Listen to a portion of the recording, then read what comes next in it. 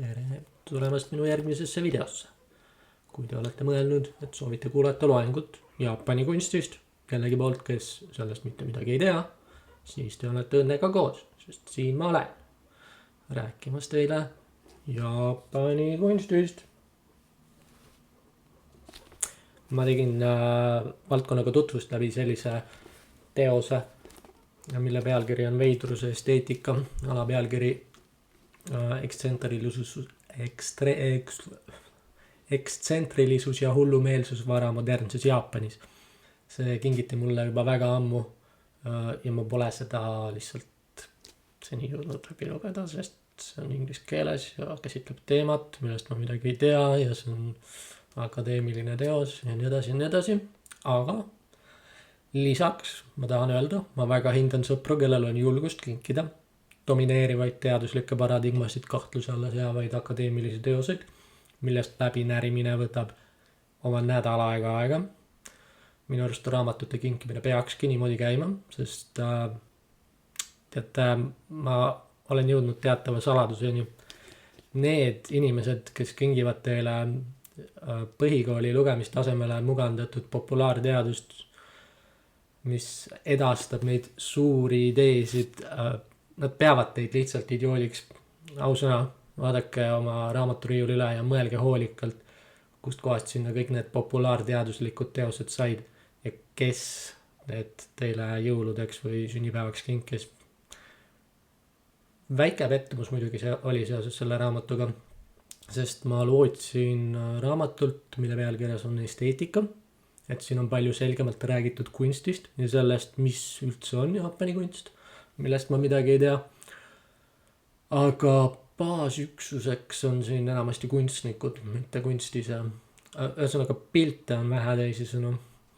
Muidugi on see ainuõige valik arvestades, et raamatu teema ei ole mitte ainult kunstiteosed, vaid ka autorite eluviis ja selle kujunemine ühiskonnas ja selle kujutamine ka biograafiates ning selle kaudu kunsti turundamine ja populariseerimine. Ma kasutan edaspidi mitmete armastatud Jaapani kunstnike kohta sõna veidrik, kijin ja vahel ka hull, kio, millega ma ei soovi hinnangut anda ega solvata, vaid edasi anda teose mõtet. Ma võib-olla kasutaks ka tagasihoidlikumat sõna nagu ekstsentriline, aga ma juba proovisin ja ma ei tuleks sellega läbivalt toime. Nii et andke mulle andeks. Esteetilised ja biograafilised veidrused iseloomustavad Edo perioodi Jaapani kunstiajaloos. Edo periood on siis periood, mis on nime saanud toonase võimukeskuse järgi, mis kestis siis aastatel 1600 kuni 1869 ja seda perioodi me järgnevalt hakkamegi uurima. Üldjoontes üritab see teos väita, et Jaapani veidrikud pole ainult hilise Edo perioodi nähtus, mil nad muutusid niivõrd domineerivaks, et neist oli keeruline mööda vaadata ja mille tõttu nad enamasti on tuntud. Lisaks üritab see teos väita, et veidrus ja ekstsentrilisus pole mitte ainult mõne boheemlasest kunstniku või kunstikoolkonna eripära, vaid Edo perioodi kunstnike ja poetide puhul me võime tihti sellest mõelda kui omaette esteetilisest püüdlusest. Sellest, et tegemist pole vaid kaasaegse tõlgendusega, annab mõista ka asjaolu, et Kinsei Kijinden, mida võiks siis tõlkida kui hiljutise aja ekstsentrikud, on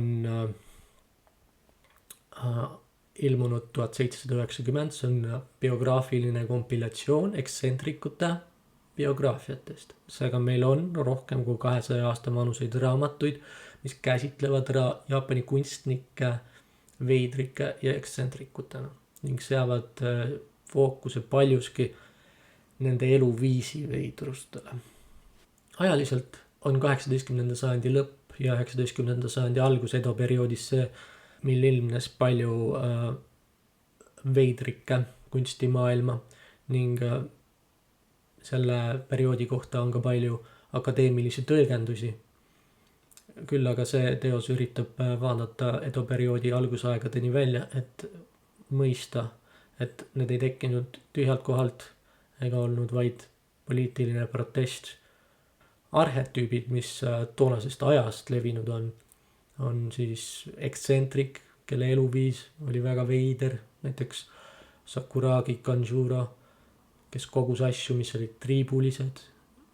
Kõik tema riided olid triibulised. Lisaks oli veel hullumeelseid, kes sonisid ja muidugi ei saa ära unustada, et nende hullude alla käivad ka moralistlikud eeskujud. Tõlgendusi, miks 18. sajandi lõpul see niivõrd domineerivaks muutus, on mitmeid. Näiteks üks võimalus on pidada seda Hollandi uuringute Rangaku mõjuks, mis muutsid Jaapanit, pakkudes kultuurilisi tõlgendusi, mille puhul varasemateks eeskujudeks oli olnud Hiina. Raske on öelda, kuivõrd palju see tõele vastab. Fakt on see, et jaapanlased hoidsid hollandlasi Deshimal, kaubavahetuseks mõeldud tehissaarel, range järelevalve all. Hollandlasi ei lubatud tegelikult üldse maismaale ega jaapanlasi ka sinna saarele. Kogu kaubavahetus toimus range kontrolli all. Ja Tokugawa shogunaadi alguses oli see olnud muidugi Portugali privileeg, kuid selle muutuse põhjused siis peituvad 1637 aset leidnud Shimabara ülestõusudes, mis shogunaadi poolt maha suruti. Holland oli siis ainuke Euroopa suurvõim, mis ei toetanud talupoegi ja kes soovis jaapanlastega päriselt kaubavahetust pidada, mitte neile kristlust peale suruda. Ja seega kõik ülejäänud Euroopa domineerivad jõud said Jaapanist bänni. Talupoegade mässud siis hakkasidki maksutõusude ja kristluse keelustamise tõttu. Levinud on muidugi ka arvamus, et veidruste põhjus Jaapani kunstis on poliitiline protest Tokugawa shogunaadi kultuuriliste piirangute vastu, aga siin tuleb arvestada, et enamus luulest ja kunstist ei ürita ennast kuidagi poliitiliselt positsioneerida, sõltumata selle autorite poliitilistest hoiakutest. Pigem üritatakse luua poliitikavälist ruumi oma kunsti tarbeks ja pigem nähakse kunstnikke kui poliitikast ja bürokraatiast eemaldunud inimesi, isegi kui nad päriselt seda ei ole.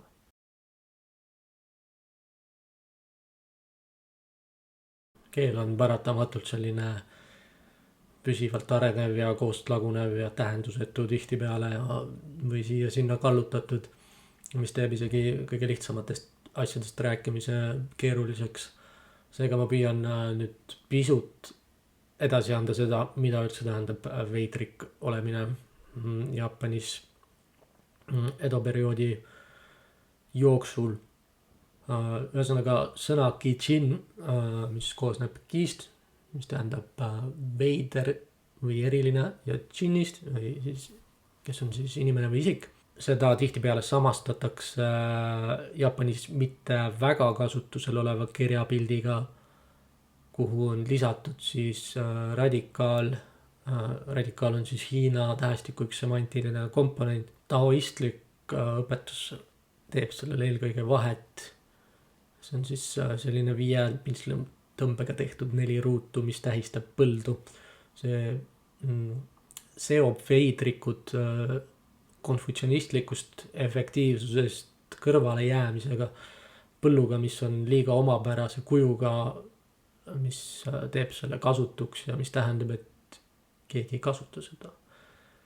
Enamasti väljaspool taoistlik arusaami neid 2 kirjapilti samastatakse, aga siiski taoism on vähemalt jaapanlaste endi jaoks Edo perioodil omanud mingisugust olulist tähendust Jaapani enda kultuuripärandi juurde tagasi pöördumisel. Seega tasuks läbivalt silmas pidada seda aspekti ka. Aga kui nüüd hetkeks mõelda ja proovige kaasa mõelda, kuna Hiina keeletund saab kohe läbi ja siis me läheme tagasi ajaloo juurde. Et ki, mis tähendab ka erilist, seda kasutatakse ka jumaliku või andeka tähenduses, mis on ka omaette erilisuse vormid, eks ole. Ja selle tõttu loob see taoistlik traditsioon päris palju müstikat selle sõna tähenduse ümber. Ma ütleks, kuna see võib viidata ühe korraga nii millelegi väärastunule kui ka millelegi jumalikule. Ma siiski mainin, et Edo perioodi alguses taoism ei ole konfutsionismi ja budismi kõrval niivõrd levinud õpetus, eriti kirjakeeles ja seetõttu eriti kõrgkultuuris. Küll aga sellegipoolest on tõlgendajaid, kes mõistavad Kichinni pisut teisiti. Näiteks nagu Jaapani kirjandusteadlane Nakano Mitsutoshi toob välja, et Kichinni keskne omadus on mitte maailmast eraldumine, vaid üldine inimlikkus, mis jääb alles pärast välise keskpea kõrvale heitmist. Ma ei tea, kas siin peitub üldse mingi erisus. Minu poolest võiks arutleda, et samamoodi nagu Foucault arutles, et aeg-ajalt on inimestele omane mingi uskumus, et ratsionaalsuse omaks võtmine piirab mingi suurema tõe nägemist ning seepärast pöördutakse hullumeelsuse poole. Ma arvan, et ka väga paljud inimesed õigustavad religiooni umbes sarnaste loogiliste sammudega, kus siis selle vaenlaseks ei olegi niivõrd mitte uskumine, vaid ratsionaalsus, mis piirab mõtlemist. Aga lisaks muidugi kasutatakse ka veel tihti otsesõnu sellist sõna nagu hull ehk kio. Konfutsionistlikus raamistikus viitab millelegi kontrollimatule, millelegi mingile emotsionaalsele eristusele. Konfutsionismi klassikalistes tekstides kasutatakse seda tihti armupiimnadest vaevatud noorte kohta. Jaapani rohkem šamanislikumas kultuuritaustas see viitab ka mingile ekstaasilaadsele olekule ja veidratele teaduse seisunditele ja muule sellisele. Veidruseks peeti siis vaimust vaevatust, liigset emotsiooni, võõramaalase staatust, füüsilist erisust, religioosset eraldamist ja esteetilist eripära. Hullumeelsust selgitati tihti loomavaimust üle võetud olemisega või mingi olendi kontrolli all olemisega. Mingeid müstilisi olendeid mõisteti ka näiteks leina puhul, leinava inimese käitumise muutuse selgitamiseks, kus siis kas mingid müstilised olendid tulevad siis kadunud leinatavat inimest asendama või midagi muud sarnast. Ja muidugi rändurite ja võõraste seosed veidrustega on mõneti hilmsed, et ajast tagasi minnes on hullumeelsus ja eraklus tugevamini omavahel seoses. Ma mõtlen ajast tagasi minnes Edo perioodi algusaegadeni 1600 umbes. Et budistlik eraklus oli Jaapanis tuntud traditsioon, millega mägesid seostati. Rändurid, kes tulid ja läksid mägedesse, kandsid oma jagu nagu seda maagiat edasi paratamatult. Ja võõraid kaupmehi ja rändurid tihti kardeti, neile võidi omistada üleloomulikke võimeid, neid võidi isegi kummardada ja nende visiitidega võidi ka selgitada täiesti seletamatuid nähtusi. Näiteks Ebisu, kes on õnne ja seetõttu ka kaupmeeste jumal, teda kujutati kui võõrast rändurit, kellel on üks silm, kes on kurt, küürakas, vasakukäeline ja vahel ka hermafrodiitne. Vahemärkusega seoses eraklusega ma tahan siiski mainida. Jaapani kunst ja luule võib tunduda väga üksildane ja üksiolekust inspireeritud.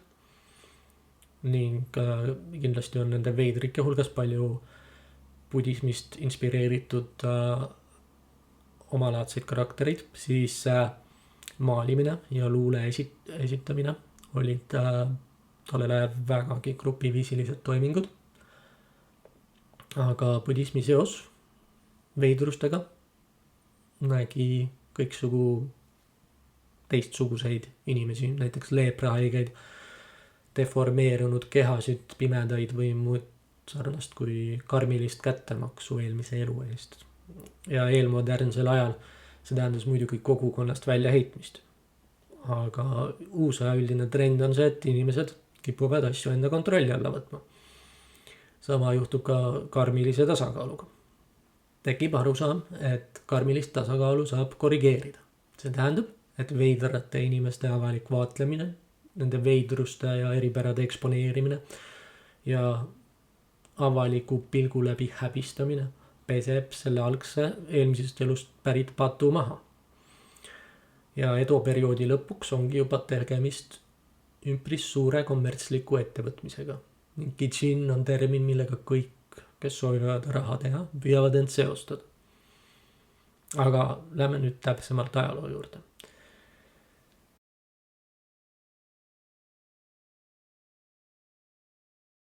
Aasta oli 1600. Okei, ma vabandan, aasta ei olnud 1600. See on lihtsalt nii hea ümmargune arv, mida meeles pidada. Ajaloos on vähe siukseid arve. Jaapani ajaloos on välja kujunenud arusaam 3 suurest ühendajast, kes üksteisele järgnevad. Esiteks Oda Nobunaga, kes hakkab portugaalastega kauplema, ostes neilt tulirelvi ja võttes kasutusele modernse relvastuse. Teiseks Toyotomi Hideyoshi, kes korjab talupoegadelt relvad ära, viib läbi üleriigilise rahvaloenduse ja sellega nagu kehtestab sisuliselt seisuse ühiskonna. Ja kolmandaks Tokugawa Ieyasu, kellest on väga cool seriaal Shogun, kus te kõik saate vajalikku informatsiooni tema kohta. Aga tähtsama saavutusena ta kolib võimukeskuse ümber ühte nigelasse kalurikülasse nimega Edosse, mis pärast Edo perioodi lõppu nimetatakse ümber Tokyoks. Aga Oda Nobunaga ja Toyotomi Hideyoshi esialgsed püüdlused Jaapanit ühendada kannavad vilja nagu vaid osaliselt. Ja seepärast Tokugawa ja tema tiitli pärijad siis võtavad üle teatava paranoia, mis tingib alamate üle tugevama ja laiendatud poliitilise kontrolli hoidmise. See tähendab ka muidugi kontrolli hoidmist kunstivaldkonna üle. Ja seetõttu kindlasti ei piisanud 17. sajandi talendist üksi, et Jaapani kunstis läbi murda. Näiteks mitmed Hiinast tulevad meistrid pidid oma töid kohendama võimule sobivaks ja neutraalsemaks. Hiinast neid meistreid ka omajagu tuli, sest 1644 algab Hiinast Qingi dünastia, mis muudab seda ajaloolist eeskuju, mille poole Jaapan on vaadanud väga suurt moodi. Võimule tuleb dünastia, kelle kultuur on hoopis teistsugune varasemast Hiina valitsejatest ja paljud neid püsiväärtusi hindavad mingi dünastia bürokraadid ja ametnikud sooritavad enesetapu, tõmbuvad ühiskonnast täielikult eemale, ilmselt kuna tajuvad enda kasutust ja tunnevad teatavat ellujääja süüd. Nüüd nad siis hakkavad munkadeks ja veidrikeks ühiskonna äärtealadel. Mõned neist tulevad Jaapanisse ja veidrike seostati siis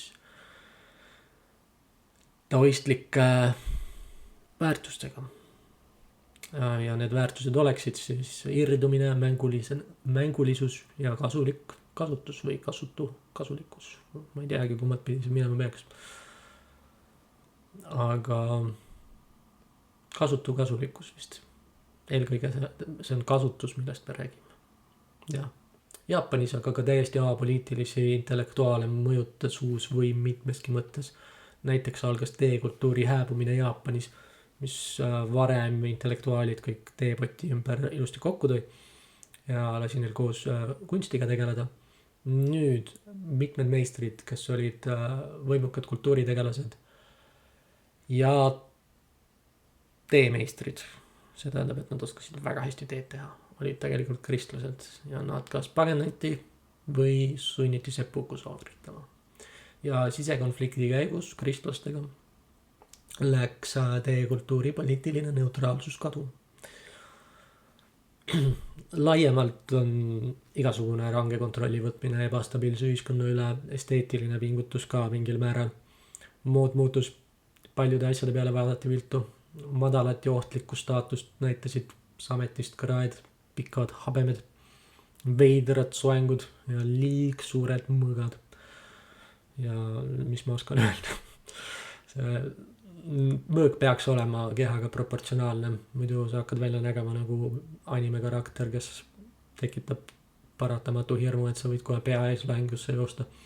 Tegelikult vist ma kahtlustan, ma ei ole selles üldse kindel, et liig suuri mõõku seostati isandate samuraidega, sest samuraid, kellel olid isandad, neil oli, ma eeldan, mingisugune vormiriietus, kus mõõgast suurus oli standardiseeritud.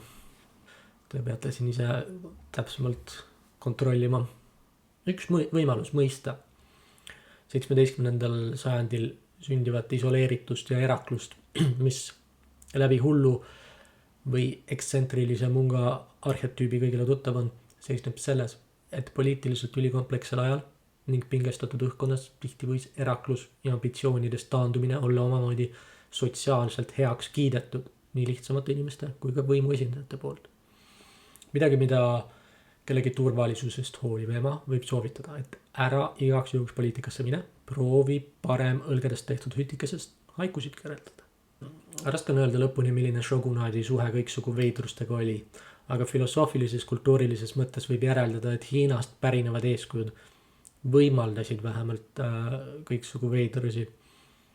Selleks, et olla veider kunstnik ei pidanud isegi ilmtingimata poliitikast mäe otsa eemalduma. Budistlikud ideaalid olid Jaapanis küll kohal, aga alati natuke võõrad.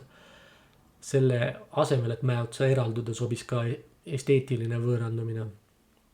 Lihtsalt püüda olla teistsugune. Püüd ennast õukonnast eraldada mingil kombel. Tihtipeale oli ka kunstis see eraldumine esteetiliselt ümpris groteskne, kuid hoolimata amatöörlusest võis seda iseloomustada kui valgustatud ja välja jäänud eliiti.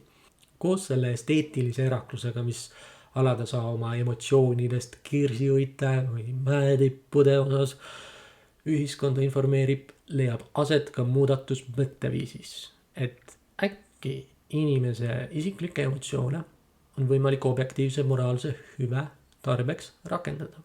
See paratamatult meenutab mulle protestantismi Euroopas, aga ja samamoodi toob see kaasa hulganisti populismi ja ratsionalismi kõikvõimalikke vorme. 17. sajandi lõpp oli Jaapanis rahumeelne periood, mis tõi kaasa linnastumise ja majandusliku jõukuse. Veidrikud moodustasid täiesti iseseisva kultuurinähtuse selleks ajaks. Esteetiliselt ja vahel ka füüsiliselt avalikkusest võõrandunutena pöördusid nad teadlikult erakluse ja hulluse poole. Enamasti olid kunstilised eeskujud pärit Hiinast, kuid kui kellegi eeskujuks on veidrus või hullus, siis on raske öelda, kuivõrd need eeskujud olid päriselt eeskujud, kuivõrd prooviti lihtsalt olla veider. Veidruse esteetika oli juba loonud omamoodi eraldatud ruumi, milles oli võimalik kunstiga depolitiseeritult tegutseda. Inimesed hakkasid seda kasutut olekut nägema omamoodi privileegina ning sotsiaalse erandi tegemist võimaldava nähtusena. Huvitav on see kunsti depolitiseeritus ranged kontrolli nõudvas ühiskonnas, et populaarsed olid kalligraafia, luuletamine ja maalimine, mis kõik ilmselgelt võivad olla poliitilised. Hiina eeskujudest lähtuti Shushi õpetusest, see tähendab, et ei üritatud detaile sammu haaval täpselt visandada, pigem üritati ühe pintslitõmbega luua kogu objekt. Seesama põhimõte kirjeldab minu arust väga hästi kogu Jaapani kunsti, näiteks luulet, et ühe hingetõmbega üritatakse maalida mingi tunne või pildikene. Sushi naeruvääristab realismi taotlust üldse, et see on nagu mingi väikesele lapsele selgitamine, mis on. Ja minu esmane järeldus Jaapani kunsti kohta on sellest, et see, kuidas iga pintslitõmme tehtud on ja milline kunstiloome protsess selle tagant läbi paistab, on niivõrd palju olulisem kui lääne kunstis. palju olulisem siis sellest, mida seal kunstiteosel kujutatakse. Oluline oli tollel ajal ka muidugi see, kelle käe all sa õppinud oled. Et veelgi paremini mõista seda kunstiloomet ennast. See visuaal või luuletus, mis lõpptulemuseks on, ei olnudki iseenesest väärtuslik ja seda võib näha ka paljude veidrate kunstnike töödes läbi selle, kuivõrd hooletult nad enda kunstiteostesse suhtuvad. Luuletustega lehviku 8 rebin lahkumiskurbus. Selle kasutu olemise oluliseks arendajaks on Matsuo Basho, keda peetakse üheks silmapaistvamaks tolleaegseks Jaapani poeediks ning kellel on palju järgijaid. Ta on väga tõsine võrreldes oma kaasaegsete haikupoetidega, kes kirjeldasid rohkem linnaelu ja lõbustusi. Ma siiski mainin, et haiku on hilisem termin ning korrektne oleks viidata kui haikai. Aga ma olen banaalne barbar ja ei mõista seda kultuuri. Aga Basho torkab ka niivõrd erilisena silma, kuna tema järgijaskond oli suur. Aga tõtt-öelda see moodustas rohkem kultuse kui praktika. Paljud keskendusid tema õpetuste kogumisele ja süstematiseerimisele kui päriselt mingi kunstilise visiooniga jätkamisele. Osalt on see mõistetav, sest kuigi taoism oli Jaapanis tuntud õpetus, siis mitte niivõrd kirjakeeles ja Basho on selgelt sellest mõjutatud intellektuaalne kirjanik, eks ole. Kasutus ütleb minu arust midagi ka haiku žanri enda kohta, eriti segaduses lääne lugejale, kes otsib tekstidest mingit mõtet või sügavat ja laia tähendust. Selle kasutuse illustreerimiseks ma loeks Basho kaasaegset ja tema tuttavat Nishiyama Soini. Ta oli siis keegi, kes loobus oma samurai tiitlist ja keda on nimetatud ka haiku žanri isaks. Tõlkijaks on siinkohal Google Translate. Kasutu munk palverännakul lääne provintsidesse. Tean ma kasutuse otstarbekust ja naudingute puudumise naudinguid. Ilma eesmärgita ja piiranguteta tean ma ainult hea tervise voorust, külaelanike ja kevadiste öite hoole all ning sügisese lehestiku poolt õrritades veedan ma aastaid, uidates kuhu iganes mu süda ja jalad mind viivad. Mis puutub mu teekonna jõudeolekusse, siis ma raiskan need ära, luues haikusid. Enne kõike on haiku viis seada tühjus esikohale ja sisu viimasele kohale.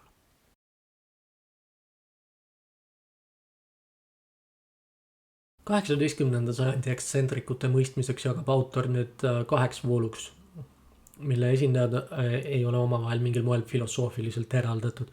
Esiteks ekstsentrikutest Bunjin kunstnikud, keda juhib rohkem sinofiilia ja püüd olla nagu vanad Hiina meistrid. Bunjin tähendabki kõrgkultuurilist kunstiliikumist Jaapanis, mis näeb Hiinat eeskujuna. Kuid kuna läbikäimine välismaailmaga on tänu shogunaadi piiravatele poliitikatele seda arusaama kõvasti ähmastunud, siis kerkib esile uusi suundumusi ja uusi veidraid tõlgendusi. Ja teiseks individualistid, keda juhib subjektiivsus ja mingid isiklikud eripärad või tungid. Aga ajaloost siis nii palju, et 1716 loob 5. Tokugawa shogunaadi valitseja Tokugawa Yoshimune Hiina tekstide uurimuseks keskuse ja 1720 lõpetab keelu välismaistele raamatutele. Samast ajast on ka pärit Nanga ehk Hiina lõunakoolkonnast mõjutatud Toshimali stiil. Ekstsentrikud tihti tõmbasid endale tähelepanu ka läbi selle, et asetasid ennast utopistlikesse ja harjumuspäraselt distantseeritud olukordadesse. Linnas elavatele samurai ohvitseridele oli see aga omamoodi teoreetiline vastuolu. Õnneks Hiina õpetlased bürokraadid olid selle probleemi juba varem lahendanud, näidates, et õukonna teenimine ongi eraldatus. See on mungalik kõigest lahtiütlemine, mis leiab ametkonna osa olemises enda kasutu kasulikkuse ja maisest maailmast lahtiütlemise. See on rohkem nagu mõtteviisilt kui välimuselt erinemine. Ühesõnaga, bürokraatia võib-olla ongi selline abstraktne ja näiliselt kasuta asi. Aga ma toon nüüd paar näidet ka erinevatest kunstnikest. Üks selline oli Nanga kunstnik Yanagisawa Kien, kelle isa oli nõunik mõjuvõimsale Daimyole ning seega olid tal administratiivsed kohustused ja helde palk. Kõik see oli boheemlaslikule eluviisile takistuseks ja ta satub korduvalt võimudega pahuksisse oma eluviisi pärast ja võib ka küsida, et kas ainult eluviisi pärast. Kindlasti võiks mingi nurga alt vaadatuna öelda, et tegemist on moraalselt korrumpeerunud noorega, kes paneb kõike oma kõige veideramaid tundeelamusi paberile ning tekitab enda ümber lihtsalt hunnikute viisi piinlikkust. Samas on ta üks mitmetest sellistest veidrikest, kes pakuvad riigiaparaadile tugevat kaitset korruptsiooni vastu, kuna tema esteetilised väärtused ja hingelised püüdlused on lahus igasugustest materiaalsetest ambitsioonidest.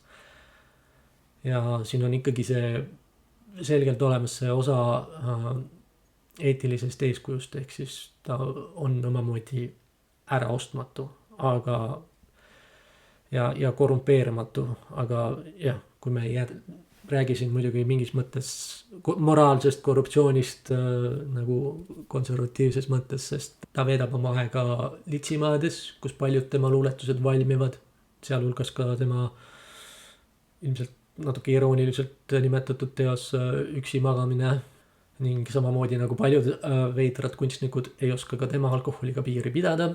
Ta kirjutab, et sake korrigeerib etiketti, kõrvaldab probleemid, hajutab mure, raputab maha depressiooni, elustab vaimu, ennetab haigusi, neutraliseerib mürgid, soodustab lähedust, tugevdab suhteid ja edastab õnnesoove.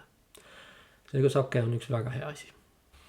Aga mida me näeme tolle kunstnike puhul on see, et veidruseks ei olnud lihtsalt omaks võetud ekstsentriline elustiil või Hiinast üle võetud mõttepraktika. Kion Nankai, kes töötab Tokugawa klanni alluvuses arstina ja on konfutsionismi õpetaja. Ta oli ka üks varajasi Nanga kunstnikke. Tema kirjutistest on vägagi selgelt aru saada, et esteetiline veidrus on oma eesmärk, mille poole püüelda. Ta nimetab veidrust küll nende ajastu haiguseks, samal ajal aga ta tunnistab, et ilma veidrata poleks normaalsel ja efektiivsel ka mingit maitset. Mõte, mida võiks siis kokku võtta, et kunsti ei saa standardiseerida, kuna siis ta lõpetab eksisteerimise ja on juba midagi muud, näiteks lihtsalt disain. Kõik ei olnud kindlasti niivõrd eneseteadlikud kui Nankai. Aga rääkides siis sellest teisest poolest ehk individualistidest, võib esile tuua näiteks Hakuini, kes oli vagamees. Tema kunst on religioosne, kuid mitte mingisuguses traditsioonilises vormis. Tema subjektiivsus käis alati tehnikast sammu võrra eespool. Oma elu jooksul taas elustas ta hääbuva Rinzai sekti, mis on zen budismi Jaapani koolkond, kuid inimesena oli ta kõike muud kui zen. Meditatsiooni abil peamõtetest vabastamine tal ei õnnestunud, ilmselt polnud ta ka väga neurotüüpiline isik. Tal olid lapsest saati tugevad kinnisideed seoses põrguga.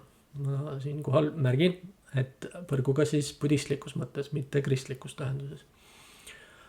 Oma eneseteadlikkuse ähmastamiseks ta nääljutas ennast, muutudes füüsiliselt nõrgaks. Ja ilmselt ta koges hallutsinatsioone ja ta nuttis alatasa. Tema zen budismi õpetused on osalt lihtsalt ülestunnistused oma püsivast eneseteadlikkusest ja häbist, mida ta tunneb oma emotsionaalse ebastabiilsuse tõttu. Ja hoolimata oma tugevast häiritusest mõjutas ta oma esteetilise stiiliga juba eluajal mitmeid kunstnikke. Näiteks Shoga Shokaku on teine selline individualist, keda ta on mõjutanud, kes grupeeritakse mugavalt Hakuiniga ühte, kuna nende mõlema tööd ei sobitu üldisematesse kategooriatesse. Ta segas hullumeelseid pintslitõmbeid rafineeritud tehnikaga.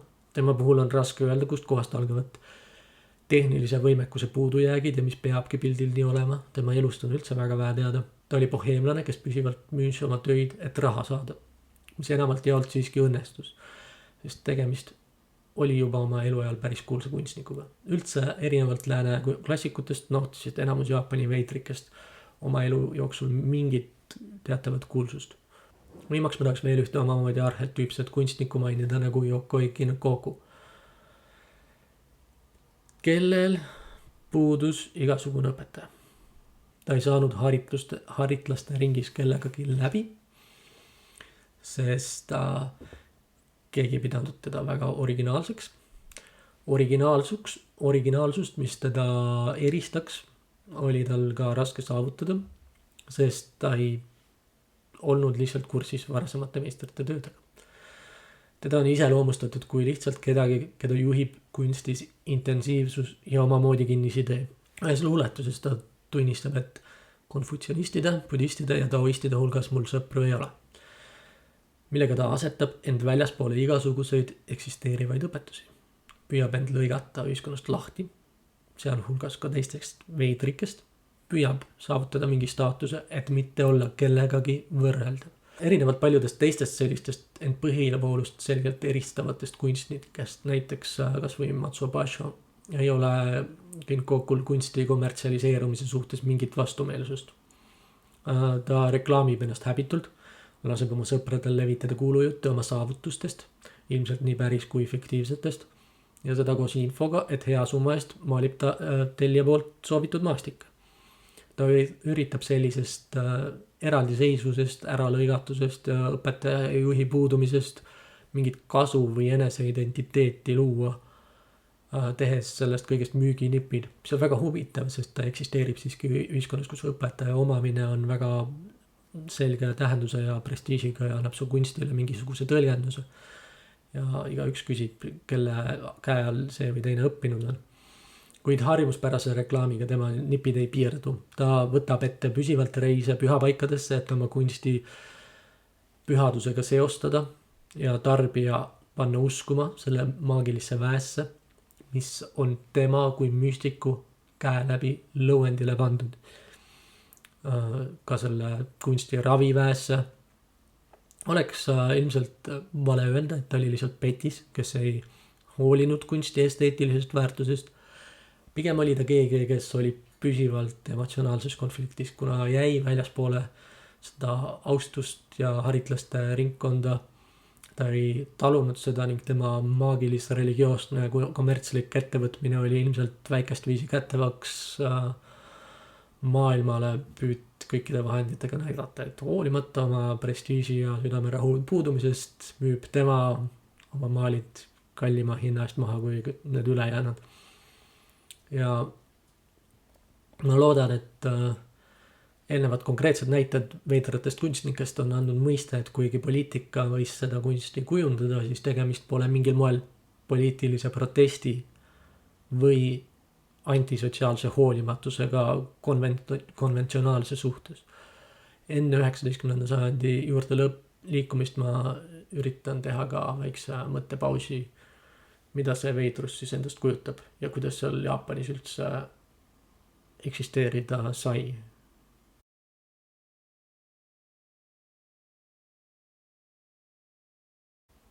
Vaidluse, et modernsuse päritolu üle on ilmselt nii Euroopas kui Aasias ühtemoodi veidrad. Jaapani puhul on näiteks Tokugawa shogunaat, mis on siis Edo perioodi režiim, on selgelt feodaalne ühiskond, seisuse ühiskond.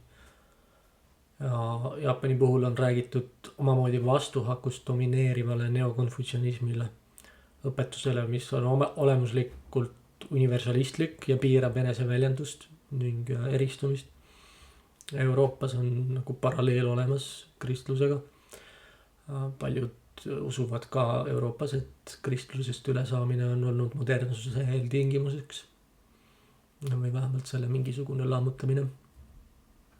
Aga ma siin lisaks paar mõtet, mis on pärit siit raamatust, et kuidas igasugused veidrused, mis individualismi õhutasid, said shogunaadisse siis pead tõsta.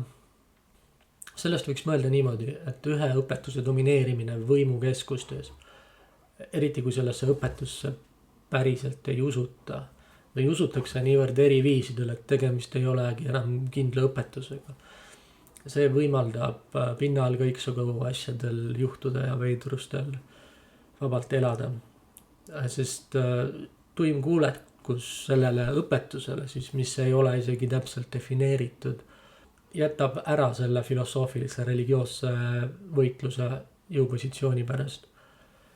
Ja inimeste veendumuste ja ühtse arusaadma puudumine neokonfutsionismi osas on tegelikult see, mis aitab sellel püsida ja areneda. See võimaldab sellel koos eksisteerida teiste õpetustega ja olles oma piiratud võimukeskustes domineeriv, annab see ka kinnitust selle õpetuse nii-öelda avatusest ja tolerantsusest ja seeläbi ka õigsusest. Kõike seda sellepärast, et need õpetused, muidugi senikaua, kuni nad on domineerivad, lihtsalt on selle olukorraga rahul. Omamoodi kaheti mõtlemine on modernsusesse nagu sisse kirjutatud. Ühe sellise näitena võib tuua Meiji perioodi filosoofi Nishiyamane. Ta jäi siis oma 20. eluaastateks haigeks ja kirjutab selle kohta oma päevikus, et pikali lavades on Zhu Xi, kes on siis uuskonfutsionismi alusepanija, ebaviisakas lugeda. Seega ta loeb Ogyu Sorat, kes on hereetiline konfutsionismi värskem tõlgendaja, kes pidas uuskonfutsionismi kehtestatud moralismi täiesti ebavajalikuks ja mitmeid Tokugawa shokunaadi institutsiooni, sealhulgas merkantilismi, riiki nõrgestavaks ja aegunud ekstravagantsusteks. See näitab paratamatult mingi ideaali ja praktika vastuolu. Tal on võimalus lugeda neokonfutsionismi keskseid mõtteid, kui ta valib uue aja tõlgendaja, kes suure osa vanadest tõdemustest pea peale pöörab. Samal ajal kinnitades, et tegemist on sooviga jääda austavasse suhtesse neokonfutsionismi alusepanija suhtes. Et sellest ei olegi nagu võimalik midagi ühemõttelist järeldada. Selgitamaks, kuidas neokonfutsionism veidrate intellektuaalidega koos eksisteeris, võiks alustada sellest, et inimeste erinevused ei ole konfutsionismi jaoks filosoofiliselt problemaatilised. Ka veidrus pole midagi väga võõrast. Konfutsionismi vanad ja uued tõlgendajad on tihti hullumeelseid inimesi ja nende omapärasid näinud osana mingitest alustaladest, millest eeskujulik konfutsionistlik härrasmees oma moraalse karakteri ehitab. Näinud siis seda puudust, mis ühel hullumeelsel inimesel on tasakaalus, ehk siis kesktee kõrvale kaldumises. Aga konfutsionism leiab, et maailmas valitsev kaos võib iga ühe aeg-ajalt tasakaalust välja lüüa. Et probleem on siis selles, et me ei muutuks metsikuks. Oluline on see, et sellised asjad nagu kinnisideed näiteks on olemas, on siiski selgelt tsiviliseeritud inimese omad ja ta saab neid tasakaalustada nende vastanditega. Aga metsikust ei ole midagi, millegagi tasakaalustada enam. Aga teine konfutsionistliku kosmoloogia aspekt, mida võiks veidruste õigustamiseks esile tuua, on see, et tihti me mõistame veidrusi kui lihtsalt midagi võõrast või tundmatut ja või isegi seletamatut. Inimene on vaimust vaevatud, nagu öeldakse, ja see vaim võib ise olla mingisugune tundmatu olend. Rääkides võõrastest asjadest võib üldiselt öelda, et konfutsionistlik kosmoloogia näeb universumi moraalselt positiivsena. Ja seega võib eeldada, et ka tundmatu suhtes peaks olema mingi austus, kuna me ei pruugi kunagi mõista selle kasulikkust. Sisuliselt võib see öelda, et konfutsionism on omamoodi väärtuspõhine konservatiivsus, mis kutsub sellisena üles tundmatu suhtes end positiivselt meelestama, mis on muidugi nagu vastupidine lääne konservatiivsusele, mis enamasti tundmatuid asju kardab ja lõhub. Aga see, miks neokonfutsionism pelgalt võimukeskustega piirdub ning miks selle rangeid standardeid laiemalt omaks ei võeta, seisneb selles, et varamodernsete jaapanlaste arusaam on tihti see, et neokonfutsionism on lihtsalt varasemate taoistlike terminite ja arusaamade väärtõlgendus. Seega tihti mõisteti ja tõlgendati kunsti suhteliselt omatahetsi ning ei lastud ennast häirida neokonfutsionismi mingisugustest, ma ei tea, reeglitest, ettekirjutustest ja standarditest. Kui varasemalt oli see vaid väheste intellektuaalide hulgas nii, siis Kokugaku liikumisega, mida võib mõista kui Jaapani uuringute koolkonda, levineb selline arusaam. Tegemist on siis liikumisega, mis vaatas Shinto ja varasemate Jaapani tekstide poole, püüdes ennast eraldada Hiina konfutsionismi ja budismi tekstidest ja õpetustest. See filosoofia mängib siis rolli lõpuks ka shogunaadi kokkuvarisemises Meiji restauratsiooni käigus 19. sajandi keskel. 18. sajandil aga oli Kokugaku viisiks, kuidas lihtsad inimesed said ka osa kultuurielust. Näiteks läbi Jaapani traditsioonilise luule waka taaspopulariseerimise. See lõi kohalikke lugemisklubisid ja salonge, millest paljudes olid ka naised teretulnud. Aga filosoofiast rääkides peaks ilmselt mainima Fukai Shidokenit, kuna joonistus temast on raamatu kaanel. Teda on arvatud ka mitte eksisteerivat, aga autor tundub olevat valinud vastupidise positsiooni. Inglisekeelses Wikipeedias ei ole temast jälgegi.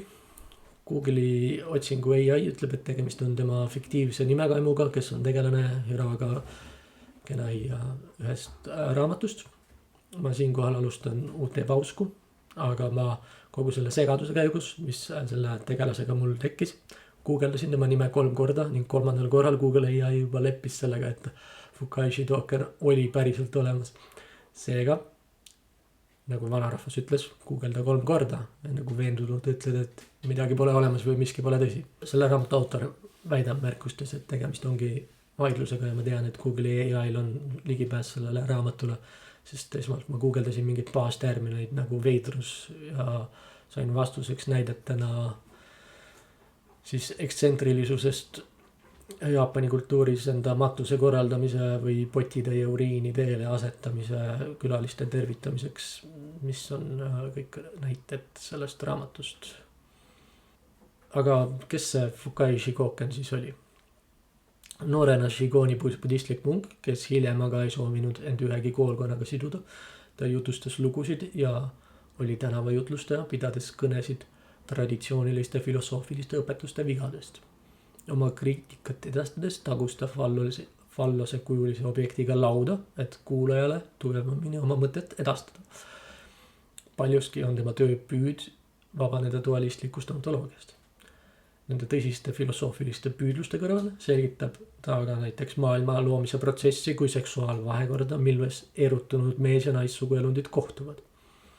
Ja siin ongi see koht, kuhu peaks lisama suure paugunalja, aga ometi see veidrus, mis tekib juba filosoofiliste eesmärkide omamisest ja selle segamisest selliste banaalsete naljadega, ma ei teagi, kuidas neid nimetada. See omamoodi juba tekitab sellise distantseerituse tunde. Ja selline amatöörlus tegelikult iseloomustab kogu seda veidrate kunstnike kultuuriruumi. Aga 18. sajandi lõpul saab läbi teatav kõrgkultuuriperiood, kus siis tekste tõlgendatakse ja viidatakse vanadele Hiina meistritele ja nii edasi. Ja see pole küll otsene järeldus, mida raamatu autor teeb, aga üheks peamiseks põhjuseks on ilmselt biograafiad ja nende müük.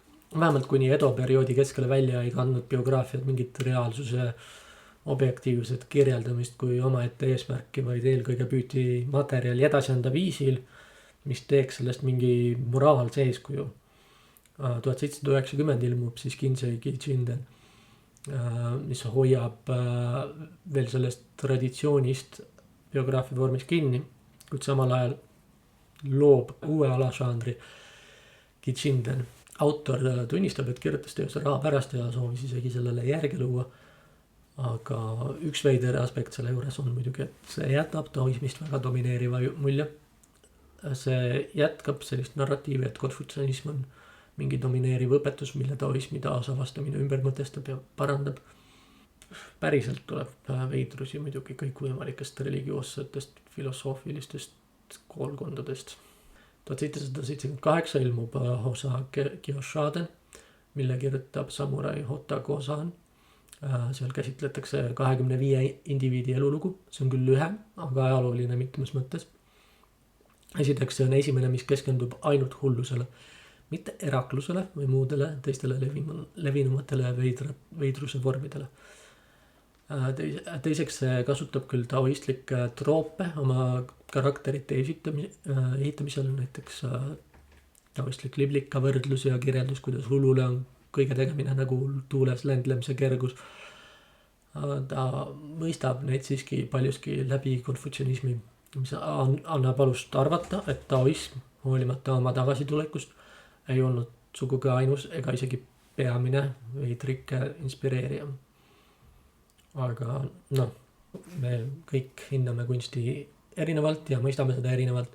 Seega võib-olla on see tõlgendamise täpsus paikapanemine ka omamoodi kasutu diskussioon, aga fakt on see, et Gichin muutus kultuuris palju kesksemaks ning seda ei püütud õigustada enam, vaid läbi moraalse karakteri, mis leidis siis väljenduse veidrustes, vaid tegemist oli nähtusega, millel oli nüüdseks tugev turuväärtus. Millalgi 18. sajandi lõpul jõudis veidrus massikultuuri ning kõrgkultuurile omane tõlgendav aspekt vajus hämarusse. Seda hakati lihtsalt kogema veidruse enda pärast. Ehk siis kunst kunsti pärast ja veidrus veidruse pärast.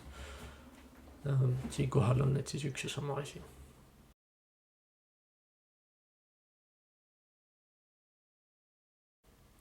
Veidrus ja ekstsentrilisus jõudes kommertsliku põhivoolu võttis palju uusi suundi. Nõudlus veidruste järele andis auru paljudele valdkondadele. Näiteks tänavakunstnikud, lauljad, tantsijad, akrobaadid, mustkunstnikud ja koomikud ja muidugi eksootiliste kaupade vahendajad. Paljud järgnevad biograafiad lähtuvad arusaamast, et mida hullumeelsem, seda parem ja püüavad terminit Gichin kasutada pealkirjas, et tähelepanu püüda. See ilmneb ka teoste puhul, mis pakuvad vägagi konventsionaalset kunsti tegelikult. 19. sajandi alguses paljud kunstivormid kaotasid oma sideme kõrgklassi õpitud esteetikaga ja seega paratamatult mandusid. Ütlen siin paratamatult, kuna veidruse, mida võib mõnes mõttes mõista ka kui originaalsust, järgi oli suur nõudlus, siis muutus kõik väga turunõudluse keskseks, lahutatuks kunstist kui esteetilisest õpetusest. See on ilmselt reegel, mis kehtis toona ja jääb alati kehtima kunsti kohta. Populaarsus muudab kunsti originaalsuse kaubaks. Selle tõttu väärtus ei tulene enam selle paiknemisest kunstimaastikul, vaid on dikteeritud selle tarbijate poolt. See kaotab tegelikult oma originaalsuse, kuna igasugune originaalsus on selle tarbija hinnata ja ei ole sõltuvuses otseselt kunstiteose omandustest. Originaalsus on see, mida tarbija suudab originaalsuseks pidada. Ukiyo-eed peetakse üheks kõige hävitunumalt kommertsialiseerunud kunstivormiks. See tuli vastu rahva huvile, kabuki näitlejate ja geishade ja lõbumajade elu vastu. 19. sajandi algusaastatel hakatakse siis Gichinni seostama ka opositsiooniga saamatu shogunaadi vastu, selle korruptsiooni ja jätkusuutmatu majanduspoliitika vastu. Muret kasvatab eriti välismõjude kasv. Impeeriumi lojalistid, kes on sellele tähelepanu pööranud, kipuvad lõpetama rituaalse enesetapuga. Seega ilmselt 19. sajandi teisel kümnendil lisandub Gichinnile ka juba täiesti uus tähenduse variant. Seda peetakse patriootlikuks, ennast ohverdavaks ja politiseeritud mõistaks. Kuna veidrikud on olnud need, kes on truult shogunaadile tõtt rääkinud, kus shogunaad pole kuulanud. Selline Jaapani stiilis keisri hull läheb väga hulluks, eriti pärast 1842 aastat, mil Hiina kaotab oopiumisõja Suurbritanniale ja on selge, et lääne tegevus sealkandis on sisuliselt, ütleme niiviisi, sellel on võimatu piiri ette panna. Põhjuseid, miks shogunaat lõpuks laguneb, on mitmeid, kuid üks neist on kindlasti sotsiaalse mobiilsuse puudumine. Kaupmehed, kellel puuduvad sisuliselt igasugused õigused, saavad üha rikkamaks ning samuraide klass, kes peaksid nagu hierarhia tipus asuma, satuvad üha suurematesse võlgadesse. Kuna kunst on juba kommertsialiseerumise läbi teinud ja tarbija ongi kunsti mõõt ja hind kvaliteedimärk, siis ärge unustage, kes selle tarbija selliste majanduslike arengute juures on. See viib paratamatult tugeva konservatiivse vastureaktsioonini. Olukorras, kus kunsti väärtus tuleneb tarbijast, saab kahtlemata tarbijad kujundada, et luua nii-öelda õigeid väärtusi ning lahendada ühiskondlikke muresid, tehes teistsugust kunsti, eks ole. Paljud leiavad, et kunst peaks olema traditsioonilise konfutsionistliku moraali õpetamise vahend. Mitmel pool jutlustatakse sellist moralistlikku realismi, et kõik oleks kujutatud täpselt. See tähendab, et kurjategijad näeksid õelad välja ja ilusad naised oleksid erootilised ja võrratud. Sellised arusaamad kunstist pole ennast parasjagu tükkideks rebivates ühiskondades minu arust midagi märkimisväärset.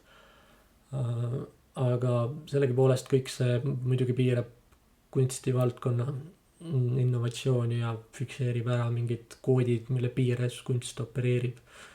Seepärast 19. sajandi veidrikest ma täpsemalt rääkida ei tahagi.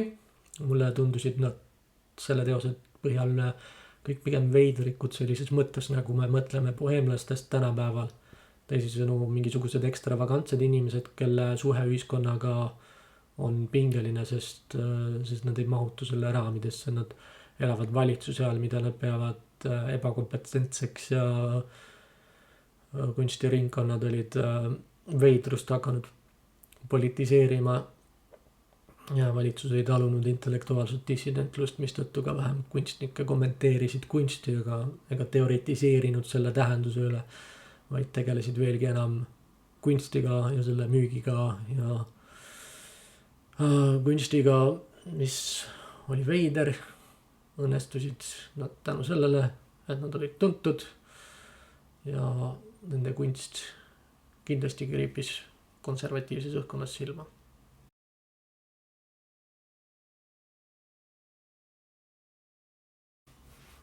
Lõpetuseks selle kohta, kuivõrd silmatorkav ja radikaalne see ekstsentrilikud veider kunst tegelikult oli, tahaksin ma märkida, et ilmselgelt võrreldes lääne ekstsentrikutega ei tundugi see erisus konventsionaalsest kunstist niivõrd suur. Ilmselt selle kohta tuleb öelda, et kunsti ja esteetika tajumine eluviisi osana oli idamaades palju tugevam ja põimitud mingite konfutsionistlike ja budistlike kaanonitega. Ja nende kaanonite mõistmine seal mõistetakse ka rohkem nende ümbermõtestamist ja seega mõjub see veider kunst ka radikaalsemalt neile, kes selles kultuuris rohkem sees on. Teisisõnu, mida ma tahan öelda, et vähemalt 19. sajandil ja varem omati Jaapanis kunstiga palju lähemalt sidet kui Euroopas. Mulle vähemalt on sellest raamatust selline mulje jäänud. Ma tahan veel mainida, et kuna 19. sajandist rääkimine jätab paratamatult teatava mulje, sellise mulje, mida autor nimetab puudulikuks arusaamaks ning mille vastu ta ka korduvalt sõna võtab, siis lõpetuseks ma tuletan veel meelde, et veidrike hinnatakse tihtipeale ainult 18. sajandi lõpu ja 19. sajandi alguse põhjal, mil see kunst ja sõnakasutus selle ümber muutub kommertslikuks ja seega poliitiliselt laetuks. Aga selle silmatorkava ajaperioodi taga seisab pikem ajalugu ja kuigi varamodernset Jaapani ühiskonda kujutatakse konformistlikuna ja innovatsioonivaenulikuna, siis juba 18. sajandil oli Jaapan kunstivaldkonnas sisemiselt avatud erinevustele, mis eraldusid Hiina eeskujudest. Veidrusi toodeti palju ja kuigi riigi aparaadi tasandil poliitilised pinged olid tugevad, siis filosoofilisel tasandil aktsepteeriti nende inimeste erinevusi. Kuuma meremäelt tuulelaheni kandub õhtu jahedus. Kuuma päikese merevette uputab Mogami jõgi. siin on kohutavalt palav olnud terve selle filmimise ajal. Ma olen nagu täiesti kurnatud. Aga õhtu jahedus, ma mõtlen sellele neid haikusid lugedes. Tänan kuulamast.